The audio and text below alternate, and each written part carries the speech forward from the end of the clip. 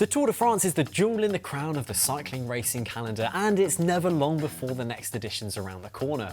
Those special riders selected to take part in the Tour de France are by no means in for an easy ride, so there is some financial incentive in place to help soften the blow of 21 hard days in the saddle. So how much prize money really is there? Well, first off, let's start with those smaller numbers. If you win a stage, you're going to bag yourself 11,000 euros. Second place walks away with 5,500 euros, and third place gets 2,800 euros. It then drops off quite considerably, and when you get down to 10th, they'll be taking home 600 euros, with then places 15th to 20th walking away with 300 each. So far, I think it's fair to say that these are pretty modest numbers for what is cycling's biggest race, but let's move on to some bigger ones for those jerseys. We'll first start off with that green jersey. This has been won most often by Peter Sagan, having claimed it 7 times in recent years. It's not an easy one to get though, because you have to be winning stages and you've also got to be winning intermediate sprints, so you really do have to be on top form. But how much money's on offer for your effort? Well, in the intermediate sprints, first walks away with 1,500 euros, second goes away with 1,000 euros, and third gets 500. The rider wearing the jersey also collects 300 euros every day that it's on his back.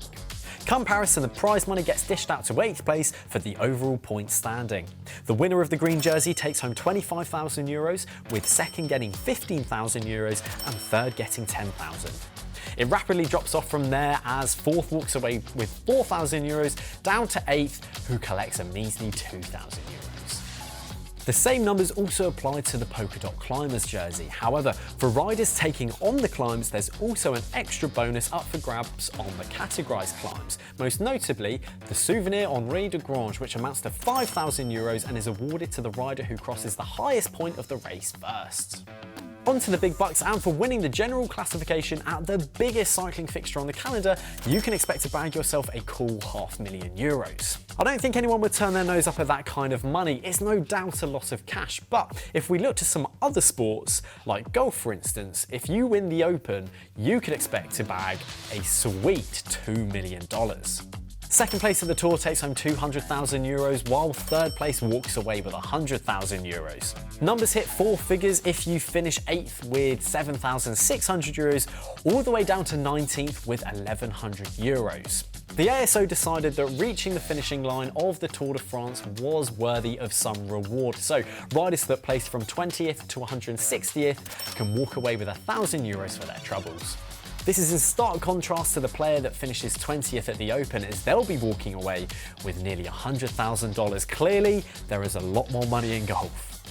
Traditionally, the riders don't actually take home all of this money for themselves. As cycling is a team sport, this money gets shared around the riders and the staff. Last year, Tadej Pogačar was in the yellow jersey, the polka dot jersey and the white jersey, and took home 3 stage wins, meaning that his total purse came to 609,777 euros, a tidy sum for the team. However, the money available to top riders doesn't end there. Once the tour has finished, there are a bunch of post-tour crits that usually occur the week right after the race is finished. These crits are sprawled across Europe and can provide some incredibly lucrative opportunities to riders. It's widely known that these races are fixed, with riders and race organisers meeting beforehand to decide the outcome of the race. These city centre crits pull in thousands of spectators and often result in pure climbers managing to get the better of sprinters. They make for some great entertainment and allowed the riders to enjoy some fairly light-hearted racing, and, as mentioned, make a fair bit of money for themselves too. Riders could be making anything from 15,000 to 50,000 euros for an hour and a half's worth of riding. Not too shabby. If you've managed to do particularly well at the tour, then it's probably not the prize money that you've got your eye on, but rather the ability to negotiate yourself onto a better contract or move teams for more money. For example, Tadej Pogačar was on 41,000 euros for the 2019 season and has now skyrocketed that to 6 million euros for the 2022 season.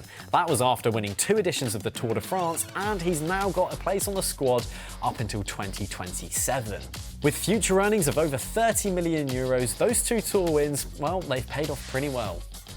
I think it's fair to say though, for a race that's steeped in as much history as the Tour de France, riders will be more concerned about immortalising their name in the history books for the simple pleasure of being able to say, I was there.